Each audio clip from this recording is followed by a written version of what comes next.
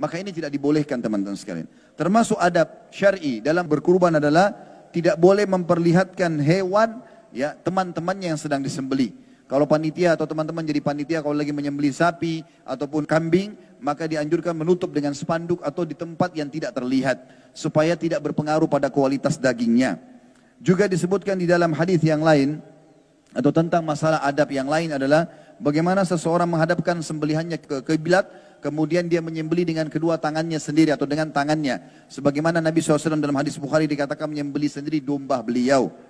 Juga dianjurkan membaca Bismillahi wallahu akbar dengan nama Allah, Allah Maha Besar. Allahumma minka wa bika, ya Allah ini darimu dan untukmu. Allahumma taqabbal minni, ya Allah terimalah dariku. Andai saja seseorang menitipkan kepada orang lain, maka orang yang menyembelihkan untuk orang lain juga dianjurkan membaca Bismillahi wallahu akbar dengan nama Allah, Allah Maha Besar. Allahumma minka walaka, ya Allah ini darimu dan untukmu. Allahumma taqabbal min, ya Allah terimalah dari, kemudian menyebutkan nama orang tersebut.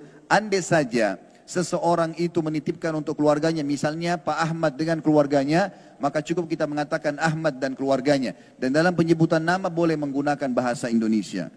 Beberapa hadis teman-teman sebagai penutup yang berhubungan dengan masalah kurban ini, diantaranya harus diperhatikan adalah hadis sahih. Abu Hurairah meriwayatkan bahwasanya Nabi SAW mengatakan, barang siapa yang Allah memberikan kelapangan rezeki untuk berkurban, lalu dia tidak berkurban, maka dia jangan sholat bersama kami.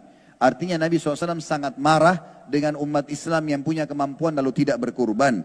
Juga Nabi SAW melarang untuk menjual sesuatu dari daging itu kecuali penerima resmi. Kalau kita yang sedang menyembelih nggak boleh lagi menjual apapun dari daging tersebut. Boleh memakannya dan membagikannya. Termasuk kulitnya tidak boleh dijual oleh pemilik kurban. Kalau orang yang sudah kita hadiahkan lalu dia menjualnya, itu hak dia. Sebagaimana kata Nabi SAW dalam hadis yang sahih juga, barang siapa yang menjual kulit domba atau sembelihannya, maka tidak ada sembelihan baginya.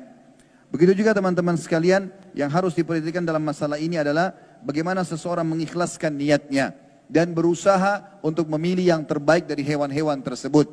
Karena Allah Subhanahu wa taala mengatakan dalam Al-Qur'an, "Wa ma umiru illa liya'budullaha mukhlishina lahud-din hunafa." Mereka tidak diperintahkan beribadah kecuali untuk berikhlas di jalan Allah Subhanahu wa taala, mengikuti ajaran agama yang lurus. Juga dalam hadis Abu Daud kata Nabi SAW, Allah tidak akan pernah menerima amalan apapun kecuali yang ikhlas karenanya. Bukan karena mau dipuji menyumbang di masjid, bukan karena mau dipuji oleh tetangga atau kerabat, tapi murni karena Allah Subhanahu wa taala. Rugi harta yang sudah kita keluarkan, energi yang kita keluarkan, waktu yang kita luangkan kalau hanya untuk manusia.